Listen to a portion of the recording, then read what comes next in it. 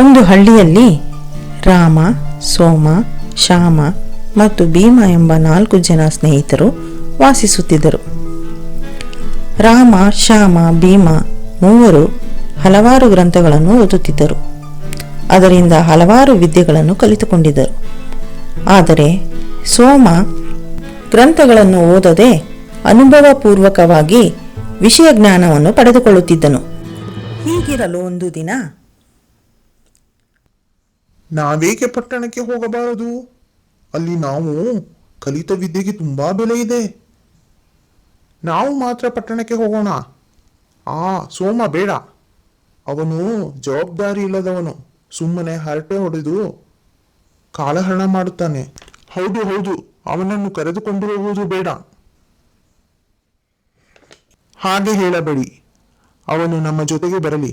ನಮಗೆ ಹಸಿವಾದರೆ ಅವನು ಮರ ಹತ್ತಿ ಹಣ್ಣುಗಳನ್ನು ಕಿತ್ತುಕೊಡುತ್ತಾನೆ. ಮೂವರು ಸೋಮನನ್ನು ಕರೆದುಕೊಂಡು ತುಂಬಾ ದೂರದಲ್ಲಿರುವ ಪಟ್ಟಣಕ್ಕೆ ಕಾಡು ಮಾರ್ಗವಾಗಿ ನಡೆದುಕೊಂಡು ಹೊರಟರು.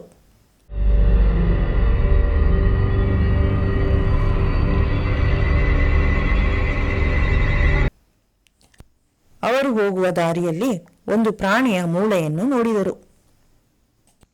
ಇದು ಯಾವ ಪ್ರಾಣಿಯ ಮೂಳೆ ಇರಬಹುದು?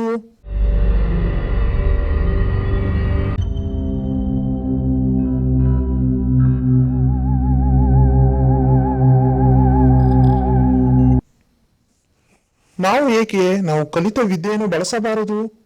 ಎಲ್ಲಾ ಮೂಳೆಗಳನ್ನು ಸೇರಿಸಿ ಅಸ್ಥಿಪಂಜರ ಮಾಡುವೆ.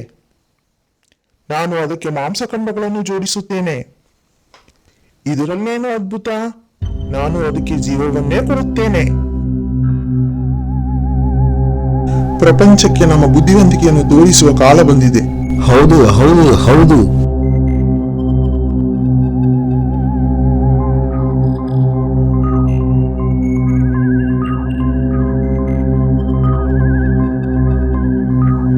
ನಿಲ್ಲಿ, ಅದಕ್ಕೆ ಜೀವ ಕೊಡಬೇಡಿ. ಅದು ನಮ್ಮನ್ನು ಸಾಯಿಸಿ ಬಿಡುತ್ತದೆ. ದಯವಿಟ್ಟು ನಾ ಹೇಳುವುದನ್ನು ಕೇಳಿ. ಆ ತಪ್ಪನ್ನು ಮಾತ್ರ ಮಾಡಬೇಡಿ. ನನ್ನ ಮಾತು ಕೇಳಿ. ಅದಕ್ಕೆ ಜೀವ ಕೊಡಬೇಡಿ. ಮೂರ್ಖ, ನಿಲ್ಲಿಸು ನಿನ್ನ ಉಪದೇಶವನ್ನು. ಇವನು ಹೀಗೆಯೇ. ಇವನಿಗೆ ಏನೂ ತಿಳಿಯುವುದಿಲ್ಲ. ಇವನೊಬ್ಬ ಜ್ಞಾನಶೂನ್ಯ, ಅವಿವೇಕಿ. ಸೋಮನ ಮಾತು ಕೇಳದೆ ಆ ಮೂವರು ಅವರವರು ಹೇಳಿದಂತೆ ಒಬ್ಬ ಅಸ್ಥಿಪಂಜರ ಮಾಡಿದ, ಒಬ್ಬ ಮಾಂಸಖಂಡವನ್ನು ಜೋಡಿಸಿದ, ಒಬ್ಬ ಅದಕ್ಕೆ ಜೀವವನ್ನು ಕೊಟ್ಟ. ಜೀವಗೊಂಡ ಸಿಂಹ ಇಡೀ ಕಾಡೇ ಪ್ರತಿಧ್ವನಿಸುವಂತೆ ಗರ್ಜಿಸಿತು.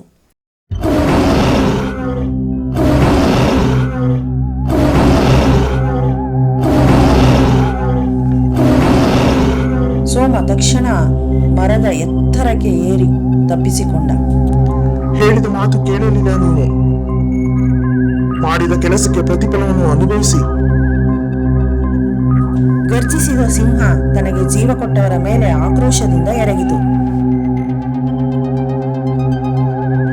ಅಯ್ಯೋ ದೇವರೇ, ಅವನು ಹೇಳಿದಂತೆ ಆಗಿ ಹೋಯಿತು. ತಿರುಗಿ ನೋಡದೆ ಎಲ್ಲರೂ ವೇಗವಾಗಿ ಓಡಿ ಓಡಿ ಓಡಿ, ಗೋವಿಂದ, ವೆಂಕಟರಮಣ, ಶ್ರೀನಿವಾಸ, ಕಾಪಾಡು ಕಾಪಾಡು ಕಾಪಾಡು.